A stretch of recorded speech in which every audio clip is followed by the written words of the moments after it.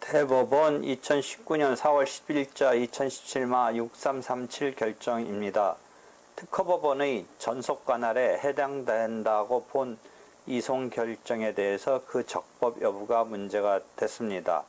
갑 국방과학연구소가 을 사이에 민군 겸용기술사업 촉진법에 정한 개발사업의 하나로 2003년에 뭔가 기술개발 과제 협약을 체결하였습니다. 그런데 갑은 을을 상대로 위 협약에 기한 특허권 지분의 기속 의무 불이행을 원인으로 하는 손해배상 청구의 소를 서울 동부지방법원에 제기하였습니다.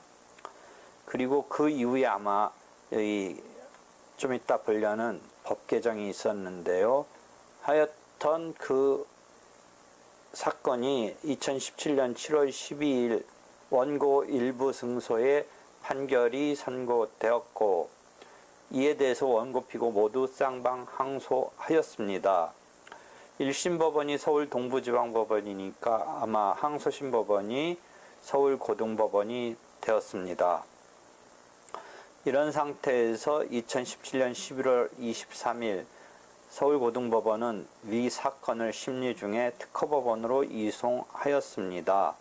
위 사건 소송이 민사소송법 24조 2항이 규정하는 특허권 등의 지식재산권에 관한 소에 해당되는지 여부, 즉 특허법원의 전속관할에 해당된다고 본 이송 결정의 적법 여부가 문제된 것입니다.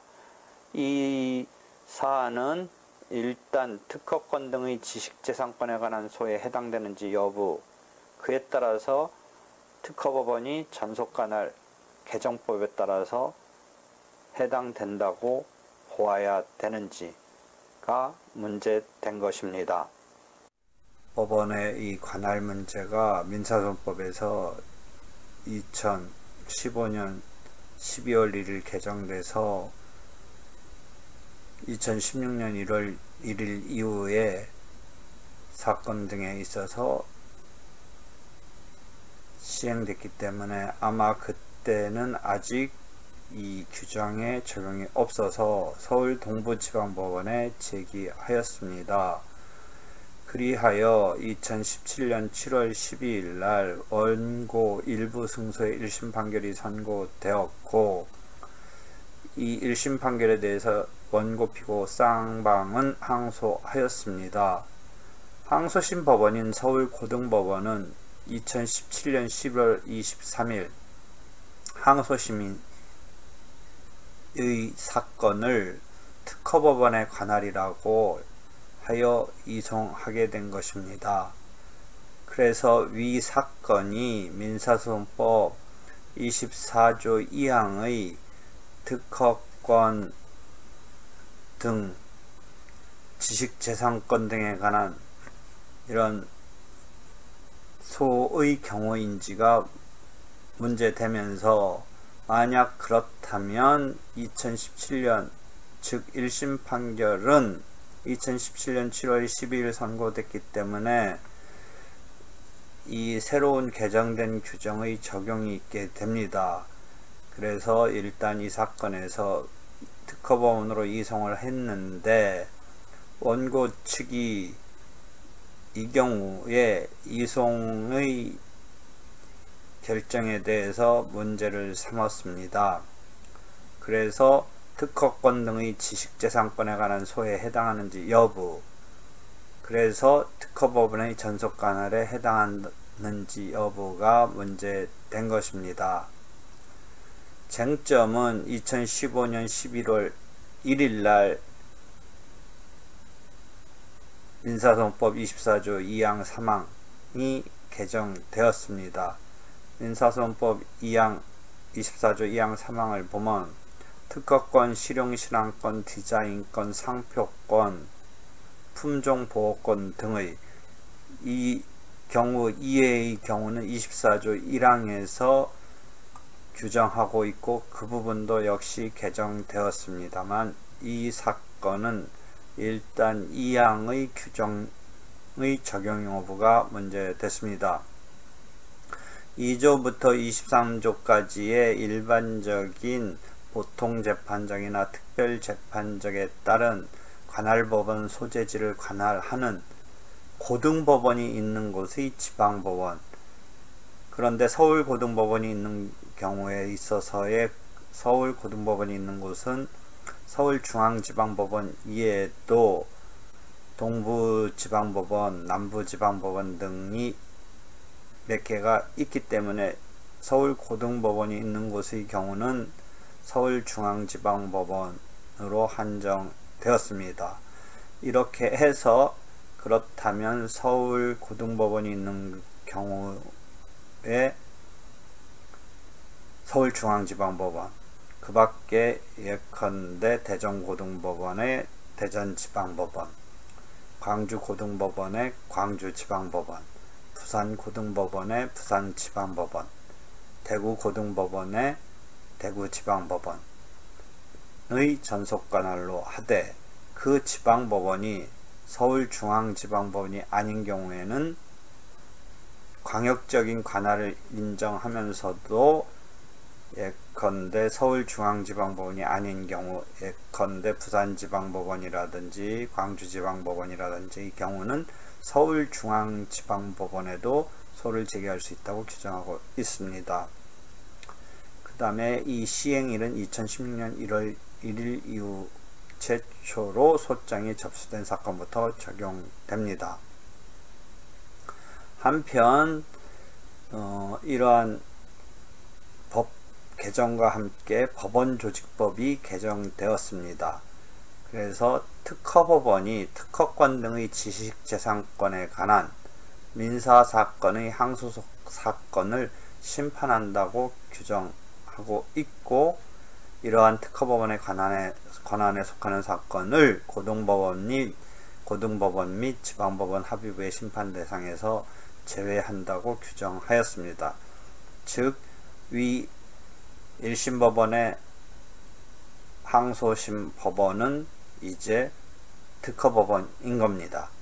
일반적인 민사사건은 항소심 법원이 그 1심 법원에 따라서 항소심 법원이 관할이 있게 되는데, 이러한 특허권 등의 지식재산권에 관한 사건의 민사사건이더라도 항소사건은 특허법원으로 집중시킨 겁니다.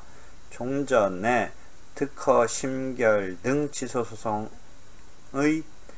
특허법원 관할, 협의의 특허 소송의 특허법원 관할 이외에 특허권 등의 지식재산권에 관한 민사사건의 항소사건도 특허법원의 관할을 집중한 것입니다. 이러한 규정은 이제 부측에서 2016년 1월 1일 전에 소송 계속 중인 특허 재산권 등의 지식재산권에 관한 민사사건에 대해서 시행일 이후에 1심 판결이 선고된 경우에도, 그래서 아까의 사건은 이 1심 판결이 일단 2017년 7월 12일 선고됐기 때문에 이러한 개정된 규정의 항소심 특허법원의 관할, 이 규정의 적용이 있게 됩니다. 그래서 이제 문제는 과연 그럼 이 사건이 뭔가 협약에 의해서 특허권 지분의 기속 의무 불이행을 원인으로 하는 손해배상 청구하는 사건이기 때문에 이게 과연 24조 2항이 규정하는 특허권 등의 지식재산권에 관한 소에 해당하는지 여부가 문제되는 것입니다. 대상 판결에서는 이 사건 협약 중에는 공법적 법률관계에 관한 규정들이 일부 포함되어 있긴 하지만 이 사건 협약에 따른 특허권 지분의 기속 의무 불이행에 따른 손해배상 청구권의 존부 및 그 범위는 민사 법률관계에 해당하므로 이를 소송물로 다투는 소송은 민사소송에 해당하는 것으로 보아야 하고, 이 사건 소송은 그 심리 판단에 특허권 등의 지식재산권에 관한 전문적인 지식이나 기술에 대한 이해가 필요한 소송으로 민사소송법 24조 2항이 규정하는 특허권 등의 지식재산권에 관한 소로 보아야 한다는 전제에서 특허법원으로 이송 결정한 항소심의 판단을 수긍하였습니다. 그러니까 우리가 흔히 보는 특허 침해 자체의 손해배상 사건은 아닌데, 특허권 지분의 기속 의무 불이행에 따른 손해배상 청구권의 존부와 범위가 문제된 것으로서 24조 2항에 따른 특허권 등의 지식재산권에 관한 소로 보아야 한다는 전제에서 특허법원으로 이송 결정한 원심의 판단을 수긍하였습니다. 요 직전에는 2017년 12월 22일 대법원이 선고한 2017-259988 판결은 특허권 침해를 원인으로 하는 손해배상 청구 사건, 아주 전형적으로 민사사건이 돼 특허권 침해가 청구 원인으로 된 사건인데, 2015년 11월 5일 제1심 법원에 소가 제기돼서 개정된 위 법원조직법 시행일인 2016년 11월 25일 날 1심 판결이 선고됐기 때문에 개정 법원조직법에 따라서 그에 대한 항소사건은 특허법원의 전속 관할에 속한다고 본 판결입니다. 이와 같이 특허권 등에 관한 지식재산권에 관한 소의 관할에 대해서 별도의 규정을 둔 이유는 통상적으로 그 심리 판단에 전문적인 지식이나 기술 등에 대한 이해가 필요하므로 심리에 적합한 체계와 숙련된 경험을 갖춘 전문 재판부에 사건을 집중시킴으로써 충실한 심리와 신속한 재판뿐만 아니라 지식재산권의 적정한 보호에 이바지하고자 한다라는 게 위 개정의 취지입니다.